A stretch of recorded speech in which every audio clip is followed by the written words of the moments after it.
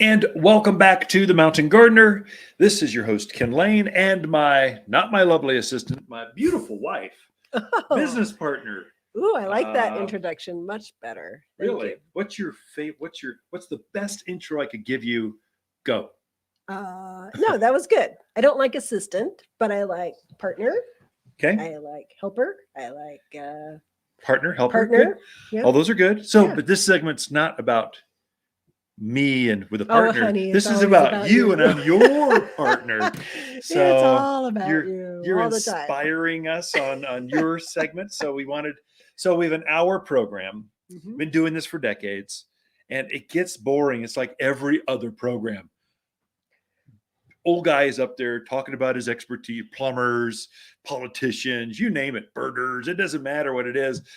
Monotone, same stuff over and over. I'm going, that's boring. We need to break this up. How do I do that? The smartest gardener I know is my wife. Why not give her a segment so it breaks it up? So it's not just me. It's not just monotone. Now it's something else. Yeah. No, we're not sure why. And it's work. This is people's favorite segment. People this one in do the Q&A. enjoy it. They enjoy it. It's funny. It's weird to have people recognize my voice because they're like, I think I know you. And I'm like, I was down at Certified Transmission the other day. He was doing some work for us. That's our Mike and his team have been part of they've been taking care of our fleet forever. Yeah. And I'm in the lobby talking to Paul, his GM, and someone sitting there in the lobby goes, are you Ken Lain? I'm going, have we met? What? Oh, I know that voice. I'm going, okay, there we go. Very kind. Yeah. Just kind of, you never know where it's going to show up. Always, people have nice comments. Very much. Yeah. Yes. And if you don't have nice comments, talk to me so I can turn around and show you my. Don't talk to me. Yeah. I'm sensitive. I'll start crying. It won't be pretty. So. Yeah. So what do we got this week? What's going on in the gardens? Well, it's still January. Right. So what we have is people who are dreaming of spring. So lots of people in. Yeah. A lot of people going, I just had to come in because I'm getting the itch and I just got to see what's going on. And what can I do? What can I put out in the yard? So consequently, we're selling a lot of beautiful house plants. So it's funny. People put down Christmas and they're like, oh, I've got space. Yeah. What do I do with this space? I'm going to go buy houseplants. Houseplants. What else is going on? Yeah. So seed, lots of seed. People, I mean, just buying big stacks of seed. They're buying their spring season seed, their warm season summer seed. So they're excited. They're getting ready for that. And we are too. Yeah, we are. Oh, wildflower seeds. The other one people are coming in for. Oh, good. It's time. It's a great time to put out your wildflower seed. So people have been, a customer showed me her picture from last year of her wildflower garden. Oh, aren't they amazing? It was so easy. Gorgeous. Yeah. Absolutely gorgeous. Non-stop color. Yeah. She goes, I just followed Ken's directions and this is what happened. And it was beautiful. So I definitely recommend if you got a spot for that, figure out how to do some of that. Definitely. But it's also so we've got our orders placed. We're trying to line up, okay, when are the trucks coming in? What's going to come in? So I thought I would just share a few things that will be arriving. Oh, you're going to tease them. You tease. That's what I love about you. You're such a tease. I'm not even going to touch that one. I was hoping you would. I'm not. So we do have probably our first truck will start arriving. 2 weeks. First one will be next week. Oh, really? Oh, and good. We actually have some beautiful fruit trees coming in and some big fruit trees. Yeah. So sometimes it's hard to find those big gallon-sized fruit trees. You can find a 5-gallon all day long.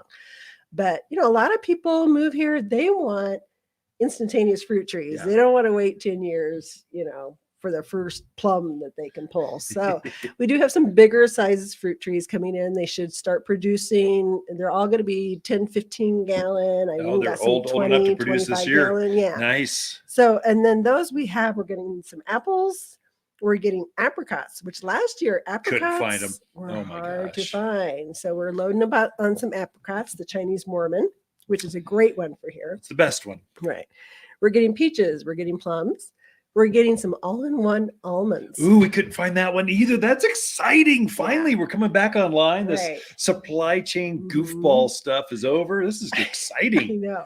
So that's fun because those were just really hard to find last year. And a few other kind of early blooming, some shrub showy almonds that don't produce the almond. It's just the flower. Prettiest flower ever. Prettier than a cherry flower. Right. Oh, yeah. So we are getting some stuff starting to come in. And they'll be dormant. They're not going to be leafed out and with plums, obviously. But you got to let the tropical folks, those Palm Spring people know. We have 4 seasons here, and we're bringing them in now so they can acclimate. So they wake up on our time. It's a great time to plant. Oh yeah, best time. Because then they wake up in their new home and just go, "Oh, look at me! Here I am. I'm going to root out." So good time to plant. Things that are coming in future. So this is maybe 2-3 weeks out. So the end of January, something like that. Okay, perfect.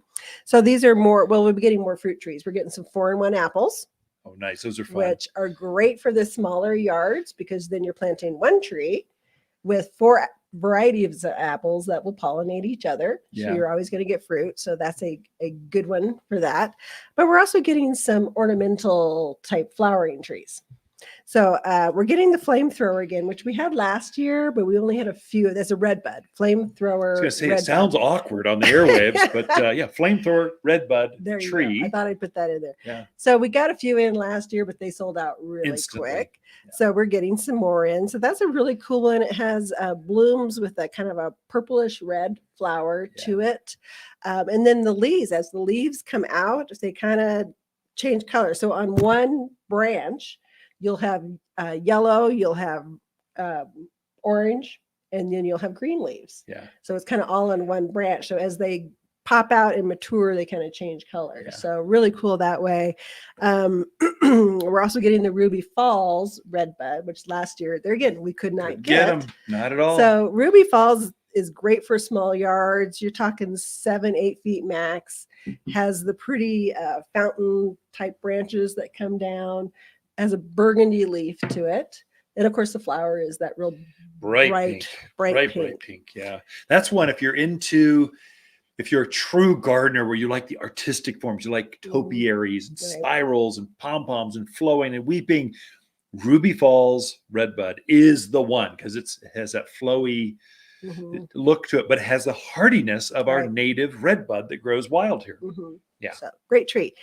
Spring snow crabapple. Yeah. Which I really like because it is a sterile crabapple. So it's not going to produce any fruit. You're not going to have to worry about cleaning that up or drawing animals into the yard with that. It gets about 15 feet tall, has white blooms. Big white. Really blooms. Big, yeah. And fragrant. Yeah. Very, very fragrant. So that's a cool one coming in. We're also getting some Armstrong maples this year.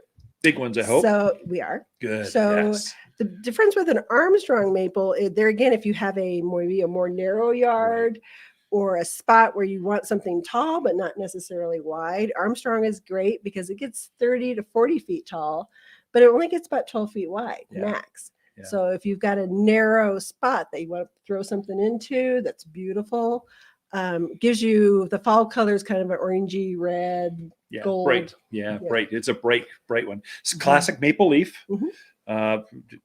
Tall and narrow. So, and for those folks that are watching the video vlog of this, it grows like this. There you go. I just put my hands on the form, the way the crown looks. Anyway, it's tall and not that wide. Great shade tree for patios, front yards, driveways. It's not going to encroach and get in the way of things. And they're not invasive where they lift driveways and lift patios. They're not notorious for that. Like an elms, cottonwoods, they're notorious for that. Willows, oh my gosh. So another great tree in that kind of the same line is the Parkland pillar birch. Oh, perfect. So another one that gets about 30 feet tall, and this one only gets 6, max 8 feet wide. Yeah. Kind of a great replacement for those aspens. If you've had problems with aspens in the past, this could be a good replacement for that. I think birch is hardier than aspens, and they get that white bark faster, sooner. Whereas aspens need to be 5 or 6 years old before they're really old enough to be really bright white. Birch are like instantly, they grow white. Right. So anyway, the great choices. Thank you, Lisa, for things are coming in this week and next, looks like. So spring is here. It's very exciting. Our first garden class is coming up. Things are going. So spring orders are arriving weekly, if not every other few days. Okay, Ken and Lisa Lain, the Mountain Gardeners. Be right back after this.